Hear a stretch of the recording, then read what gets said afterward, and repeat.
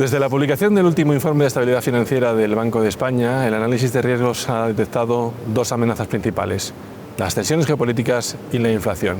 Han aumentado los riesgos derivados de un menor dinamismo de la actividad económica y un aumento de la desconfianza de los agentes. Si nos fijamos en las vulnerabilidades, se mantiene estable la relacionada con la situación financiera de las empresas y de los hogares y se modera la que tiene que ver con el sector financiero. Ha desaparecido de esta lista de vulnerabilidades el sector inmobiliario, pero la deuda pública sigue siendo un motivo de preocupación. Vamos a hablar de todos estos temas con Ángel Estrada, director general de Estabilidad Financiera, Regulación y Resolución del Banco de España. Ángel, gracias. Gracias a vosotros. Bueno, vamos a empezar hablando de estos riesgos que acabamos de comentar. ¿Cuáles son los principales focos de tensión geopolítica que amenazan la estabilidad financiera? Desafortunadamente, en la actualidad existen múltiples focos de inestabilidad política. Los dos más relevantes son la guerra de Ucrania y las tensiones que se están produciendo en Oriente Medio. La escalada de este último conflicto en concreto podría llevar a un aumento de los precios del petróleo, de la energía, que llevaran a un aumento de la inflación y también a un aumento de la aversión al riesgo que endureciera las condiciones de financiación de la economía. Hemos hablado antes de la inflación. ¿Por qué sigue habiendo un riesgo elevado de inflación si esta está más controlada? Efectivamente, la inflación se ha venido reduciendo en los últimos trimestres. Pero la inflación subyacente, el núcleo de la inflación, se mantiene en niveles elevados y además muestran una cierta persistencia. En el escenario central del Banco Central Europeo, la inflación se iría reduciendo, pero efectivamente este riesgo sigue existiendo y una materialización de los riesgos que hemos comentado anteriormente pues podría volver a aumentarlo. En el caso de que las expectativas de inflación y la inflación mostraran un aumento de nuevo persistente, pues la política monetaria, las autoridades monetarias tendrían que volver a actuar. Otra cara de la moneda, podríamos decir, es la desaceleración de la actividad económica, que también preocupa, ¿no? ¿Podemos caer en recesión? ¿Se puede agudizar la aversión al riesgo de los inversores? Sí, en el caso de España, en el primer semestre se ha observado una desaceleración de la actividad, pero una desaceleración que ha sido relativamente contenida y que de hecho ha sido inferior a la que se ha producido en la escala global.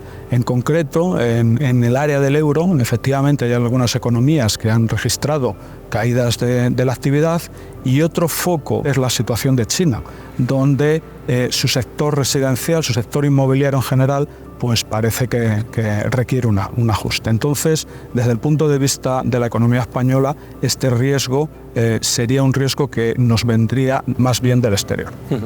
Hablemos ahora de vulnerabilidades. La elevada deuda pública sigue apareciendo como uno de los principales focos de vulnerabilidad, ¿verdad? Efectivamente, niveles elevados de deuda pública lo que hacen es cuando se produce un aumento de los tipos de interés, pues aumenta los recursos presupuestarios que tienes que dedicar pues, a pagar estos intereses. Y esto drena recursos para el resto de usos del presupuesto.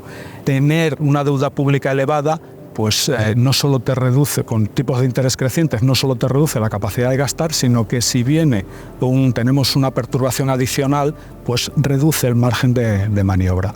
Desde esta perspectiva, pues llevar a cabo una política presupuestaria restrictiva el año que viene, pues parece que sería la forma adecuada de reducir esta vulnerabilidad. En cuanto a hogares y empresas, ¿cómo ha evolucionado su situación financiera? Pues en el caso de las empresas lo que se ha observado es que sus beneficios han tenido un comportamiento muy positivo, que ha hecho que hayan mitigado el impacto que han tenido en sus cuentas de resultados, pues el aumento de los tipos de interés que también se está transmitiendo al coste de su deuda. En el caso de los hogares, inicialmente con la subida de la inflación perdieron capacidad de poder adquisitivo, en la actualidad están recuperando parte de este poder adquisitivo y no estamos viendo que se estén produciendo impagos de sus deudas financieras, pero es cierto que todavía queda un porcentaje significativo de hogares hipotecados que tienen que repreciarse sus tipos de interés y por lo tanto tenemos que seguir manteniendo la cautela en este ámbito.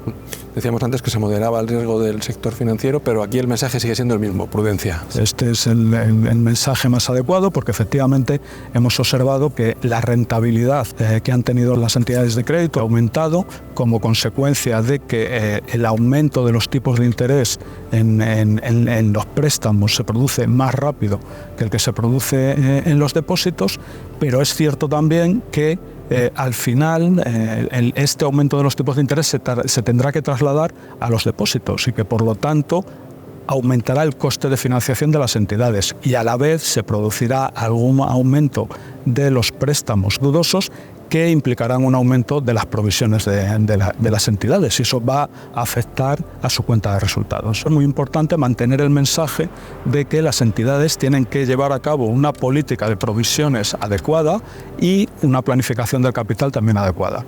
En este sentido, es relevante recordar que en las pruebas de estrés, tanto las que ha hecho la EBA, la Autoridad Bancaria Europea, como las que hemos hecho nosotros, los bancos españoles han demostrado una elevada capacidad de resistencia en promedio.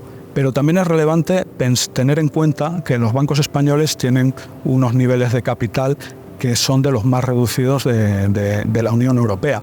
Y en el escenario central de estos stress test lo que observamos es que las entidades tienen capacidad para aumentar esos niveles de capital a un coste relativamente contenido. Desde el punto de vista de la estabilidad financiera, ¿cuál es la visión que tenéis del sector inmobiliario? El sector inmobiliario en España, desde el punto de vista de las cantidades, está presentando un ajuste significativo. Están cayendo las transacciones, están cayendo las nuevas hipotecas.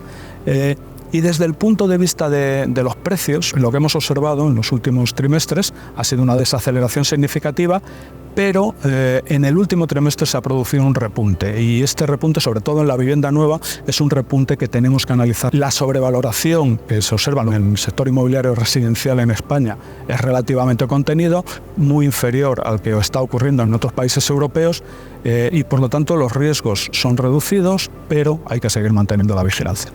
Para terminar este repaso sobre el informe de estabilidad financiera, ¿hay cambios en el horizonte respecto a la aplicación de la política macroprudencial del Banco de España? Pues sí, efectivamente. En enero del próximo año vamos a elevar los colchones para entidades sistémicas a las dos entidades españolas más grandes. Y esto lo hacemos en aplicación del marco revisado del Banco Central Europeo sobre colchones mínimos para estas entidades. Con respecto a la otra herramienta macroprudencial más conocida, el colchón de capital anticíclico, pues en unas circunstancias en las cuales el volumen de crédito está disminuyendo y además las economías se están desacelerando, pues nuestra valoración es que sigue siendo adecuado mantener este colchón en el 0%.